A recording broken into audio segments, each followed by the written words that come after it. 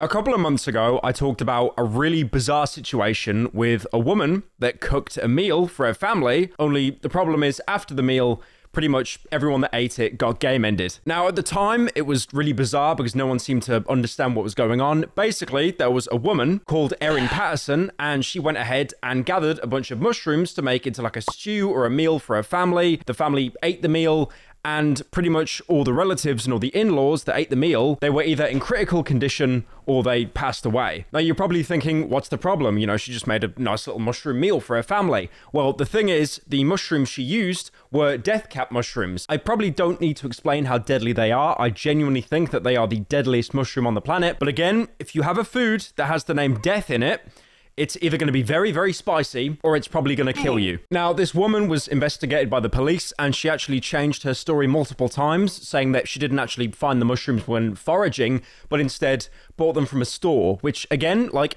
foraging for a specific kind of mushroom called death cap mushroom, kind of hard to believe, but what is even more harder to believe is that you just went into a store and you bought the most deadly mushroom known to man. Now, there have been multiple videos of this woman released, like for example, when the press basically pulled up outside her house to like interview her and ask what happened, and you can really just see the crocodile tears flowing that she genuinely has no idea how serving people poisonous mushrooms actually ended up killing them.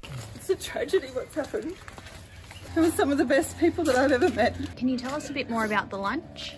What I can tell you is that I just can't fathom what has happened. Can you tell us where the mushrooms came from?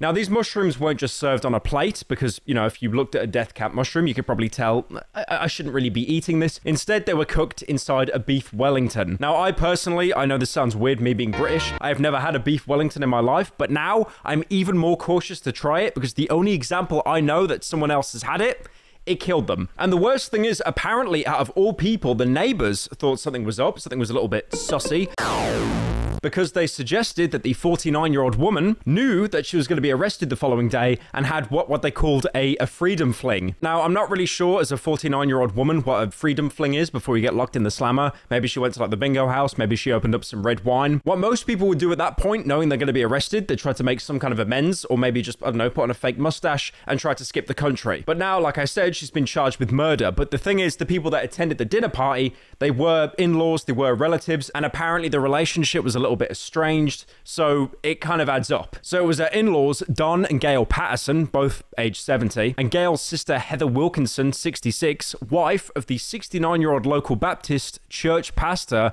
Ian Wilkinson. Now, Ian Wilkinson, the Baptist, he was actually the only person to survive because at the time, pretty much everyone got game ended the next day, but he actually was fighting for his life in hospital and he was in critical condition. I think I read somewhere that either his liver or his kidneys were, you know, basically on their last legs because they had to process so many toxins from the death cap mushroom. Now, this is where the story gets really bizarre because apparently this is not the first time she's done this. She didn't just, you know, go postal and think, okay, this is it, I'm going to poison. She's had experience. That's why she's been moving up the ranks to the death cap mushroom. So her ex-husband has actually came out and said on 4 separate occasions she was poisoned by her cooking. I guess the first or second time, you're a bad cook. You know, you didn't cook the meat properly. Maybe the beef was a little bit blue, still a bit of blood on it. You know, she was just really, really scared of what Gordon Ramsay said, how well done meat is basically just a waste of time. Okay, this was asked for well done, and this person is sending it back.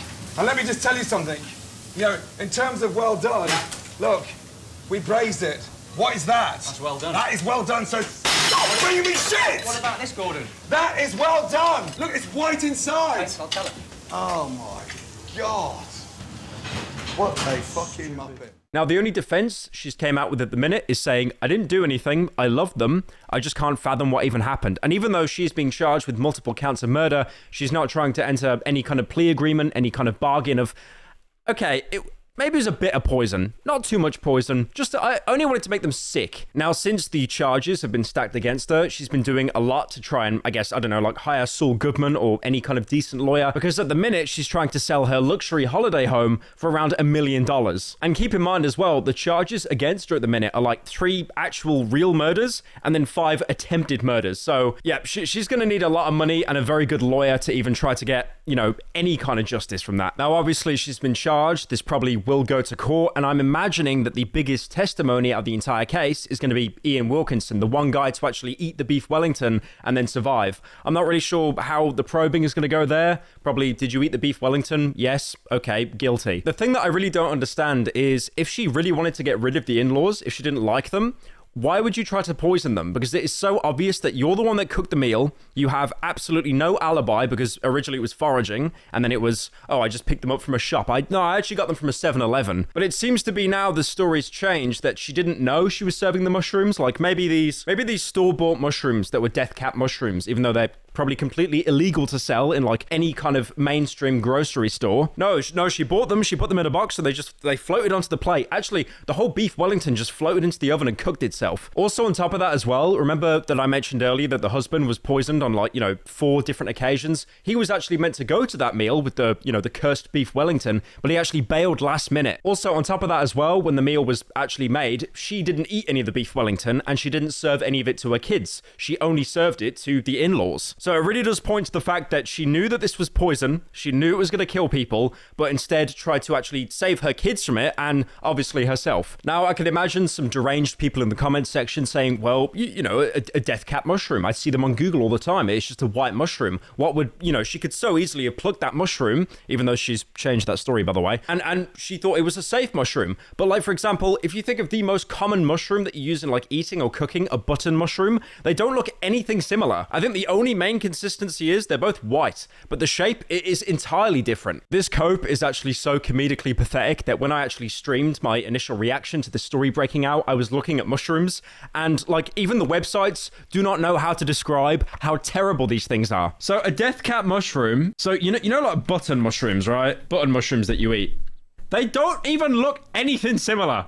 There's no way that she was like, oh, I got myself a button mushroom, mate. Oh, you stick that on the barbie, mate. And they just put a skull next to the mushroom. Just not even any subtlety. Okay, let's look at some lookalikes of death cap. There's got to be something. A false death cap. That looks even worse than the normal death cap. Oh yeah, that one is probably safe to eat. That's the hilarious thing. Should we have a look? False death cap.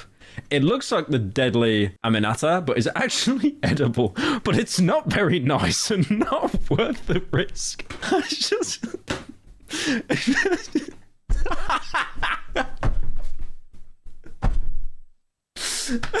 You know what, guys? Maybe, let me just be devil's advocate for a second. Maybe she might be innocent, despite the fact that she picked these mushrooms in a forest and then changed the story to them being store-bought, despite it being a completely deadly mushroom that is never safe to eat or consume. I mean, even like with nettles, right? Like nettles, they sting you, they hurt, they release a poison. Ow, that hurts. But you can boil them and then they actually become edible. That is not a thing with these mushrooms. But anyway, let me stop being so cynical. Maybe she just made the meal and maybe she ran out of beef Wellington. Maybe she only served it to those family members and then when it's time for the kids and herself, there was no food left. Of course, guys, it all makes sense now. Like and subscribe for more thought-provoking detective documentaries.